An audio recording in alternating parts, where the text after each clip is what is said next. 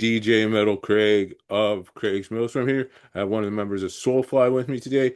Hey, how's it going? And would you like to introduce yourself and what position you do in the band? Yeah, Max Cavalera, singer, guitar player, Soulfly. And I have to ask my usual typical question for the audience. Please go back in the history of Soulfly and how the band all got started. We got together about 1990s, end of 1997. We made a record in 1998 called Soulfly 1, blending metal with Brazilian tribal drums, percussion, and I have not stopped ever since. Many different members, but this is our 13th record, and we're still going stronger than ever, man. It's great. Cool, man. Just so you know, I want you to announce who's all in the current Soulfly lineup, instruments they play.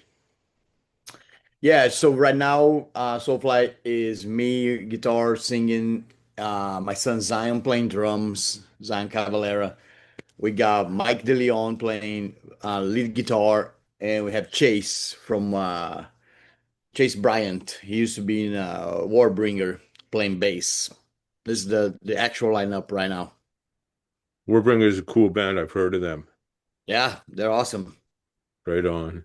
How did you guys come up with the band name Soulfly? Um, it kind of came out. I did a song with the Deftones on their second record, Around the Fur, and on the song I made with them, it was like I brought them one of my favorite riffs and gave it to them, and we used it was a song called Head Up. And in this song, Head Up, it says Soulfly in it because we were singing about my stepson that got murdered in 96. And it was kind of the idea of the souls of the people that are no longer with you in the flesh, but are always with you in the spirit, flying around you, and giving you energy, strength, inspiration.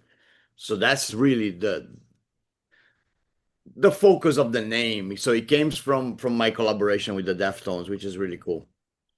And my condolences about your son you lost, buddy. Thank you, man. Appreciate you. And this one's always a personal favorite of mine. I asked you about this one in the first interview. How did it feel working with Corey Taylor on Jump the Fuck Up? A personal favorite song of mine from your whole discography. Yeah, that was great. I mean, I was working with, so that was one thing Soulfly did back in the beginning was we had a lot of guests on our records. I like to involve a lot of people and had a lot of friends, and I was friends with all these guys, Chino and Corey and Tom Araya, and so I started working on this song. I had this really cool riff, and I started working on this song, and I didn't have a name for it, but if the whole song felt like making you just wanted to fucking jump and crush something. So me and Corey, when we were in the studio, we came up with Jump the Fuck Up together. We thought that was a cool name. We were laughing like, oh man, this is a crazy name. Like, I don't even think people gonna they might even censorship the name, because of the fuck in it, but we didn't care.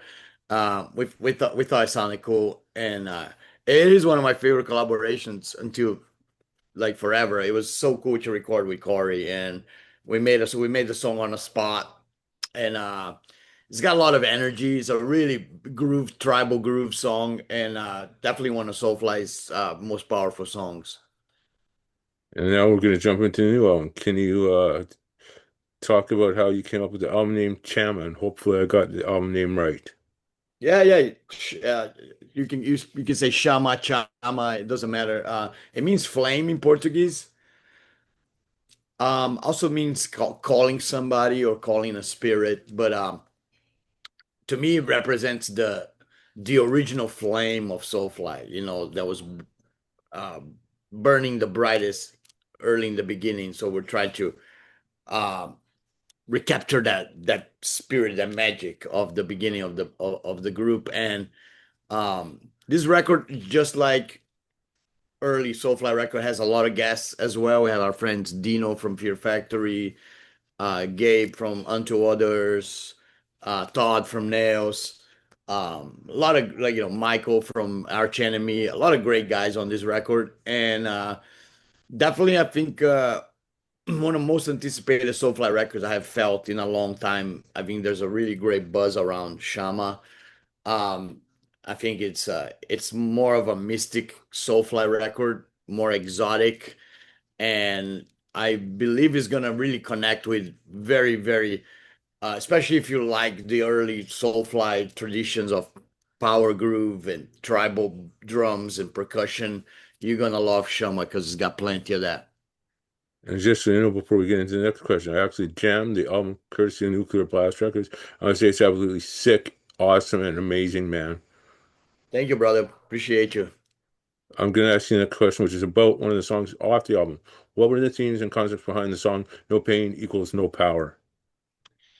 So yeah, this song is really about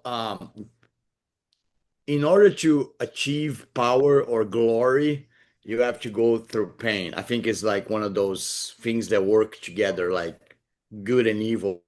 So I think is I was trying to make the song maybe in a mind of an athlete, like a football player that gotta he's gotta play the game sometimes with a broken finger, but they finish the game because they have that power.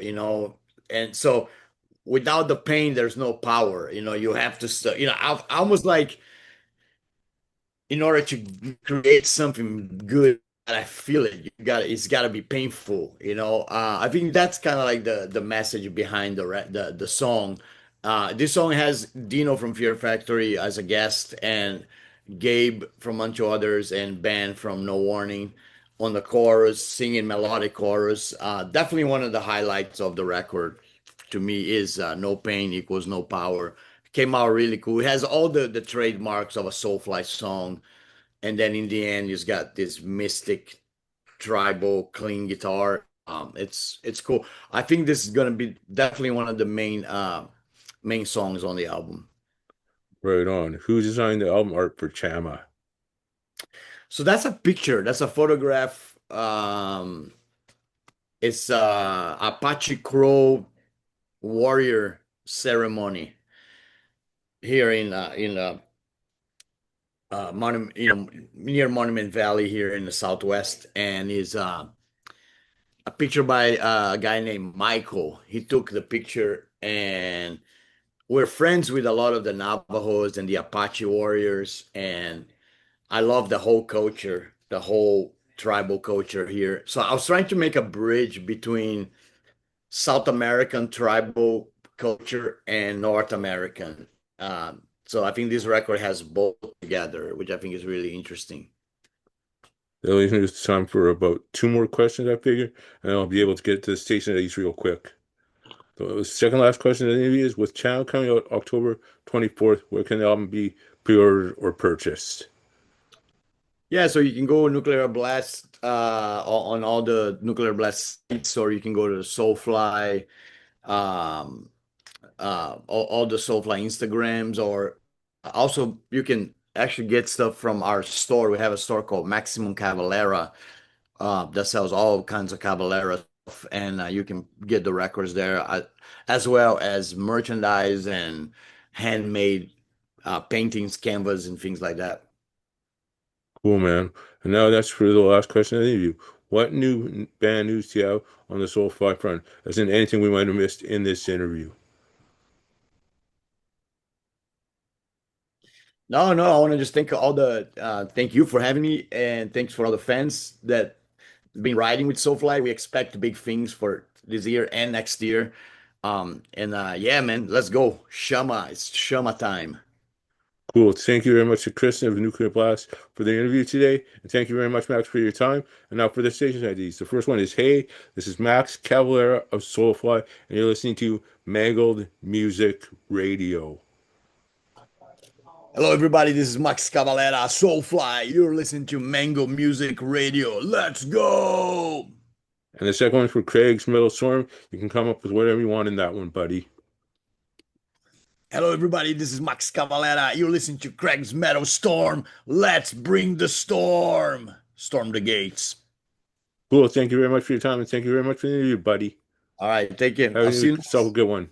Bye. next time.